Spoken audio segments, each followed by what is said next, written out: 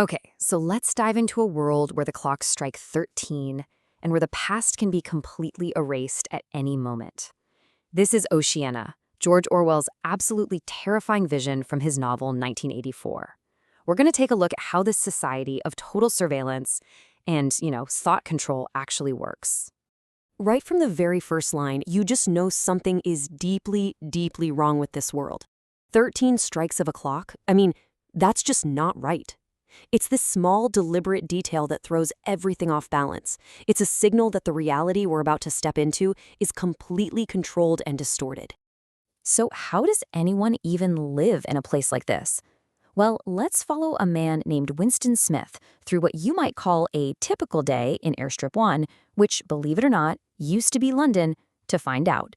Winston's home, a place called Victory Mansions, is really just a crumbling dump where privacy is a concept that doesn't even exist anymore. Everything is just gray and decaying, but no matter where you look, this intimidating face is staring right back at you, a constant nagging reminder that you are never, ever truly alone. And you can't even get away from it in your own apartment. There's this disembodied voice just droning on and on about pig iron production. It's a constant stream of party propaganda, all designed to prove how successful the regime is, whether it's actually true or not. And this thing making all the noise? That's the telescreen. And it is the absolute core of the party's control. See, it isn't just for watching, it's for being watched. Every sound you make, anything above a whisper, can be picked up. It's two-way surveillance, literally baked into the walls of your own home. But those police helicopters snooping around outside, they don't really matter. The real fear, the deep down fear, comes from the police you can't see, the thought police. And they are the ultimate enforcers, because they don't police your actions. They police your mind. All right, so let's follow Winston to his workplace, the very ironically named Ministry of Truth, and see how this whole system of control is actively kept in place on a massive scale. These are the 3 slogans of the party. They're written right on the side of this massive, glittering white pyramid of the Ministry of Truth. Just look at them. They are perfect, stark contradictions, and they're designed to completely short-circuit your ability to think logically, to make the absurd feel normal. And this table right here really shows the party's whole philosophy. Each ministry, which is named in Newspeak, the party's simplified language, does the absolute opposite of what its name suggests. So the Ministry of Peace, it runs the endless war. The Ministry of Love, it tortures people. And the Ministry of Truth, where Winston works, it manufactures lies. It's a system where words have completely lost any real meaning. And every single day, the party hammers this control home through this bizarre and frankly terrifying public ritual. It's all about channeling and directing people's emotions exactly where the party wants them to go.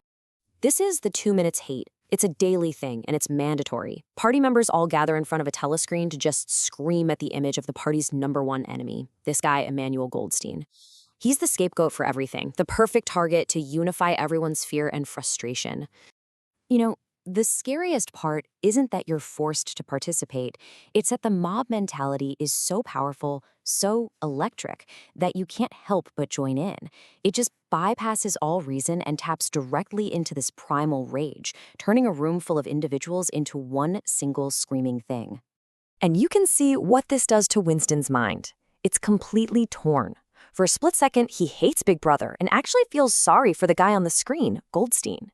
But then, an instant later, that current of the crowd just sweeps him away, and his hatred for Goldstein and his love for Big Brother feel completely 100% genuine.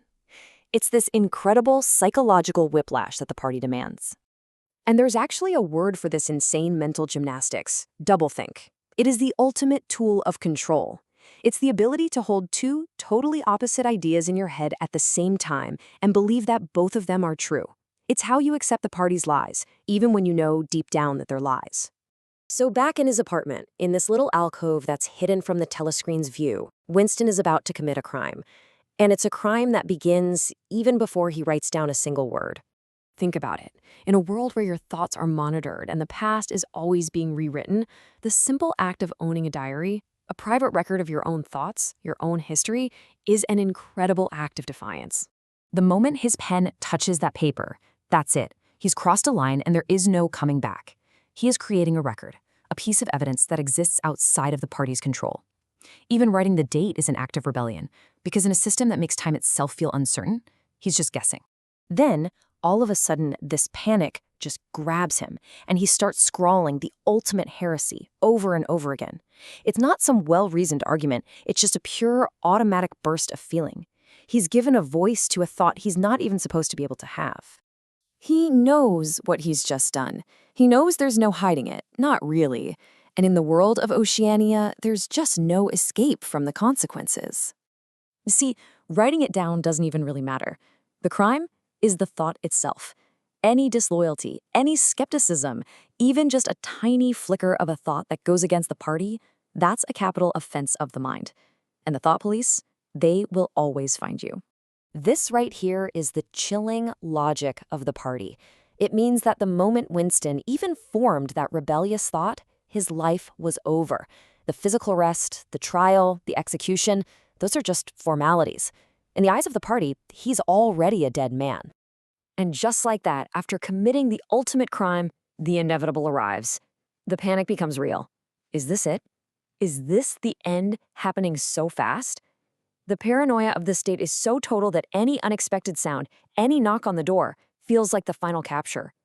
Now, this explainer has barely scratched the surface of Winston's story, but it leaves us with this huge, haunting question.